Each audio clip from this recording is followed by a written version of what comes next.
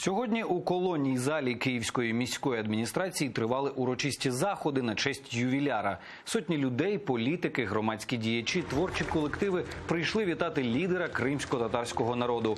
А президент України Петро Порошенко вручив Мустафі Джемілєву орден Свободи та пообіцяв, що найближчим часом будуть розглянути зміни в Конституцію щодо Криму.